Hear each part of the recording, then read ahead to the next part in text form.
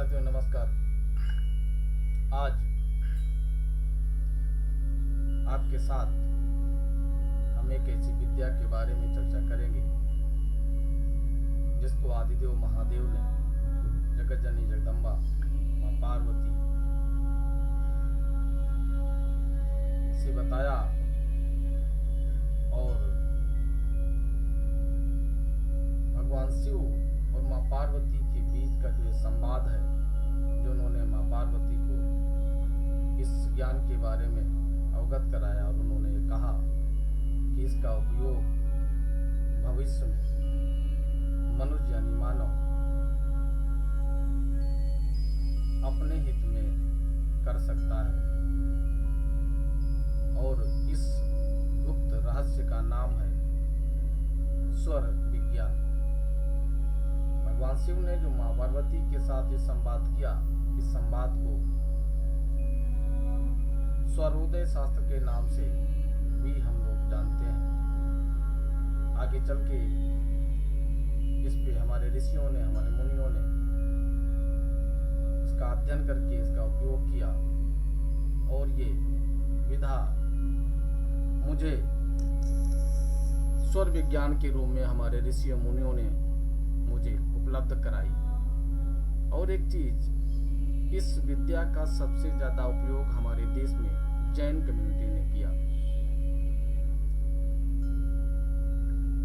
जैनों में जो तीर्थंकर हुए, उनके मुनि लोग हुए, उन्होंने अपनी कम्युनिटी को इसके बारे में अच्छे से अवगत कराया और इसका कैसे उपयोग करना है ये भी उन्होंने बताया।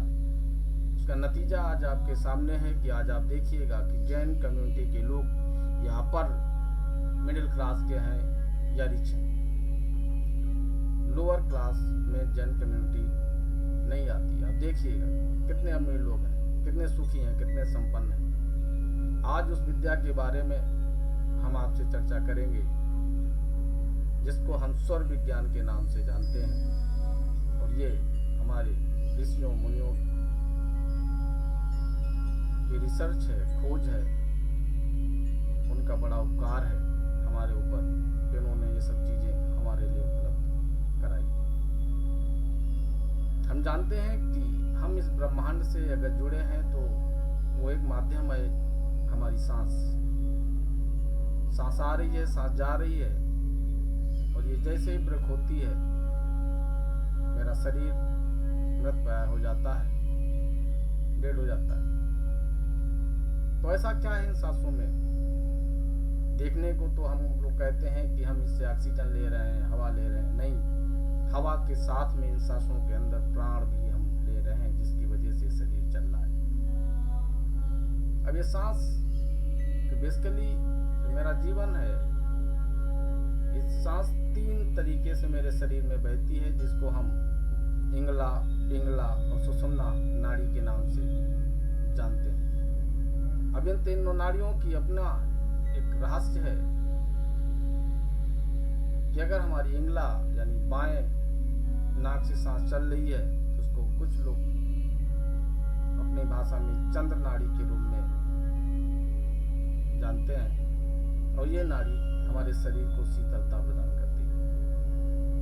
अगर दाहिनी नाक से श्वास हम ले रहे हैं तो ये इसको सूर्य नाड़ी कहते हैं और ये मेरे शरीर में गर्मी प्रदान करती है।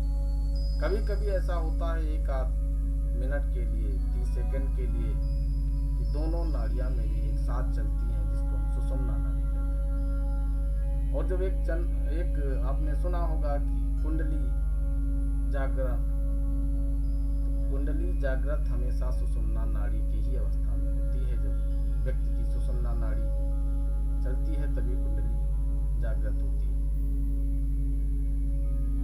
हमारे ऋषि, हमारे मुनि बहुत तपस्या करते हैं, नियम को साधते हैं, संयम से रहते हैं, वो सुषुम्ना नाड़ी को साध पाते हैं। हम अपने विषय पे आते हैं और हम आपको बताते हैं कि कभी इसका उपयोग अगर आपको देखना है, इसका चमत्कार देखना है तो एक प्रयोग करिएगा। आपके शरीर में कभी भी कहीं अगर दर्द है तो आप सबसे पहले अपना स्वर चेक करिएगा कि मेरी सांस इस समय बाएं नाक से चल रही है या दाहिनी नाक से चल रही है। जो भी चल रही है उसको आप उधर बंद कर दीजिए और दूसरे नाक से अगर बाएं नोस्ट्रल से सांस चल रही है तो आप उसको बंद करके दाहिने नोस्ट्रल से सांस लेना शुरू कर दीजिए। दाएं से चल रही है तो उसको बंद करके बाएं से सांस लेना शुरू कर दीजिए और आप देखेंगे 5 मिनट में आपके शरीर का दर्द गायब हो गया।